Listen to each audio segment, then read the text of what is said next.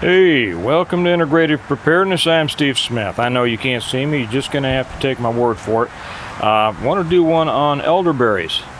I've talked about elderberries before. I just went out and picked a bunch, and I want to tell you why you should have them, why you should take them, what they're good for, and how to pick them, and how to prepare them, and everything like that. I'm going to start off with, I just took these off of several big bushes. I'll show you how easy they are to do in a minute.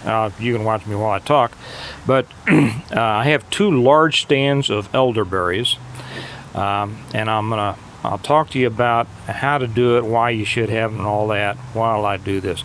The reason that I'm doing this for you all to see is because I know there's been a lot of people who have asked, well, these things are so tiny, and they come in huge clumps, as you can see. Now, the birds have gotten to some of mine already. That's all right. They left me plenty. But they come as huge clumps, and people have a hard time. Some people, when they first start with elderberries, they're out there trying to pick each one off and put it in their little basket. You know, that'll take you forever. And some people have suggested, I've heard, to use a fork. You don't have to do that. Just hold it like this and just kind of roll them out between your fingers. See, they come out just fine. Can you see that? They come out just fine. So what about elderberries? Elderberries is nature's medicine chest. They are God's gift to your health.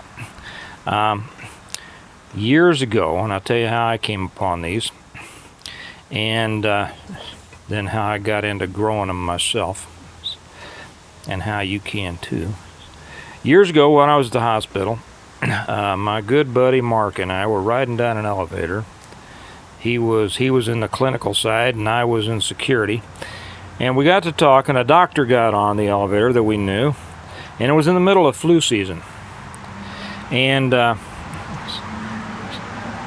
so of course, that's what everybody's talking about, right? And he said, he looked at us, and he was kind of one of these professorial types, you know, that would raise his eyebrows and ask a question, and as a lead in to what he was going to tell you.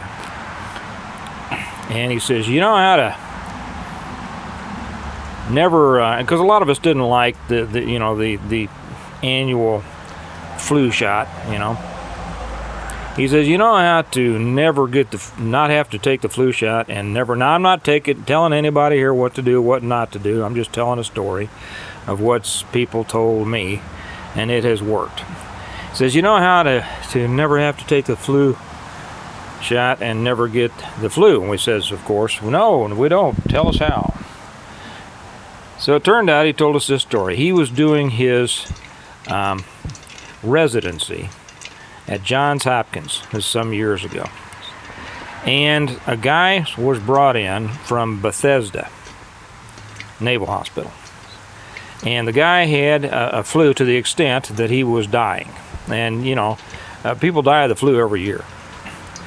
And, you know, usually because they have comorbidities and such, but people do die. And so they had brought this guy over from Bethesda to Johns Hopkins, and to see, I guess, to see if there was anything that Hopkins could do, you know, that they hadn't been able to do at Bethesda. Well, they looked at him and essentially said, no, I tell you what, you know, you better call his family, because tonight's probably his last night. And of course, everybody's very sad. There was a doctor there, a female doctor, and I don't recall her name, but you can find it, as you will hear later in this story, who said, well, I know of a possible treatment and remedy if you're willing to do it on an experimental basis. Well, the family, of course, said, well, he's going to die overnight, so of course we'll do it. So they had him fill out all the right forms, you know, that if anything happened, they couldn't sue the hospital and all that.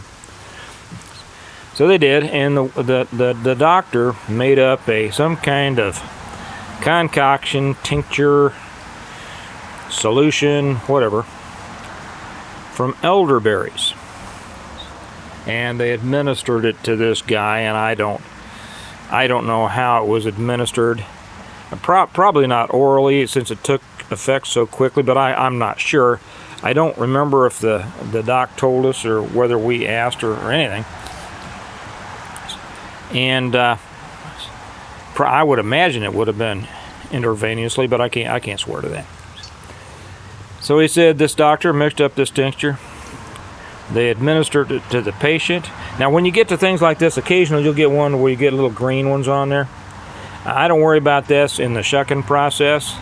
A few green ones won't hurt you in what we're going to do later, but you don't want to get too many.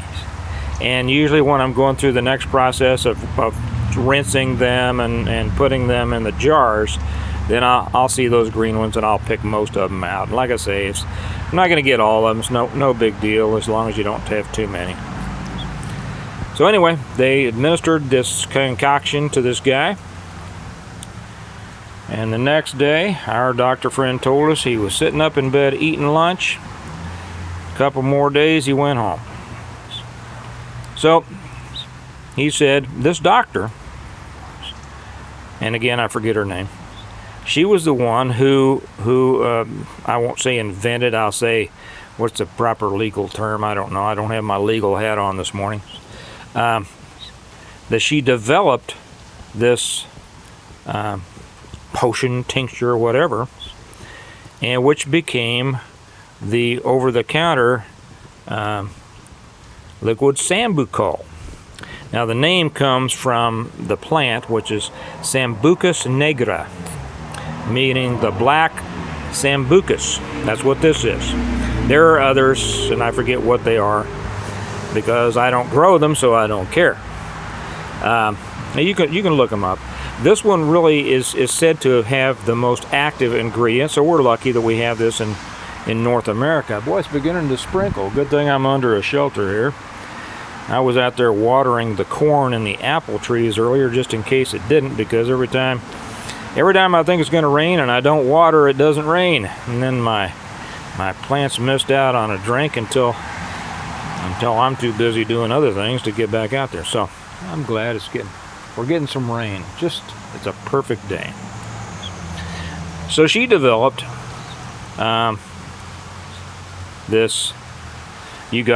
For you OCD people out there, I hope I'm not bothering you, because whenever I see somebody do something like this, with their hands, and they don't get something that I expected them to get next, I go, you missed that, and then of course I'm just not right until they go back and get it.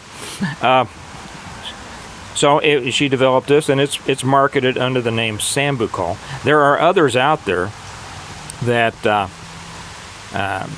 you can get. They don't taste as good, but some of them you can get them at Vitamin Shop. You can get them at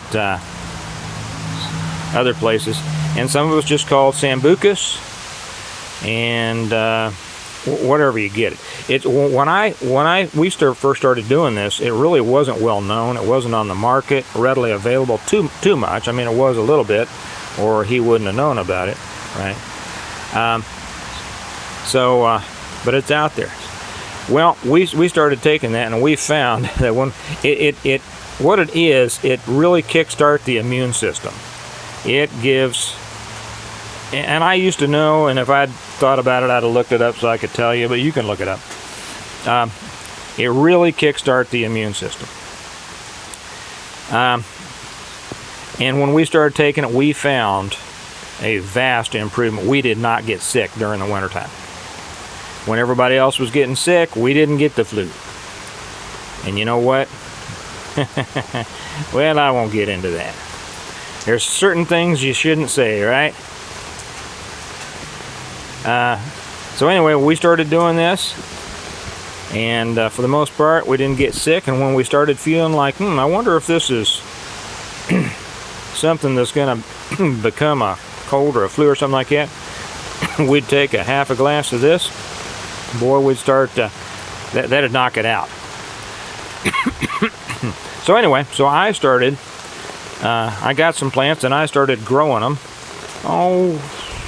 6-7 years ago. And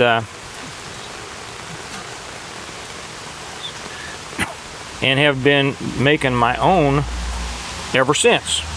Now, before I tell you how I make my own so you can do it, I had mentioned this. This is one of those old remedies that obviously was forgotten, because when I mentioned this to my mother, who was in her 80s at the time, she said, well, yeah. She said everybody used to keep a decanter of elderberry wine or juice or whatever on their dining room table, kitchen counter, whatever. And when anybody started feeling a little iffy, they would go in there and have a glass of that and be right back on track. So see, this is one of those things that when Big Pharma took over and people started trusting in their doctors instead of their own common sense and historical knowledge, this was one of those things that got lost. So anyway, so I've been growing my own for quite a while. Growing my own. That had a different connotation for people our age, doesn't it? And no, I never did that. I never grew my own of that, and never liked it, and never did it, and didn't want to, and such as that. So what I do, and so now we've done this, and I give it to friends. That's probably illegal. And it has kept us healthy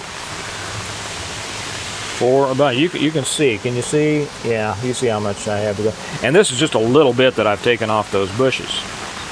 And I've got a lot more to go. We'll be doing this for the next couple of weeks, or I will be anyway, because the kids don't really like it, and Kelly's busy putting together.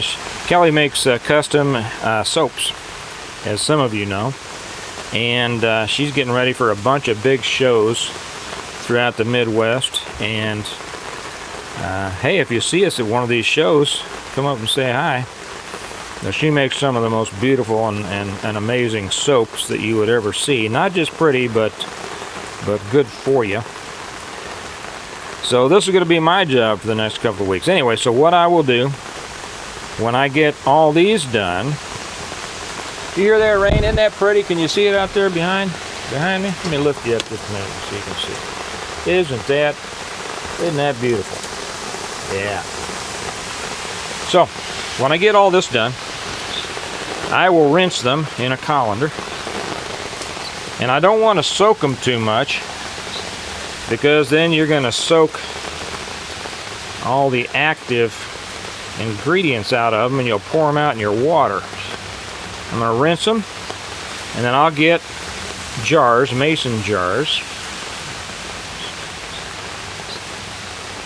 and I'll fill them about halfway up with elderberries. And then I'll fill the jars with vodka. Oh, there it comes, right? That just made some people start paying attention.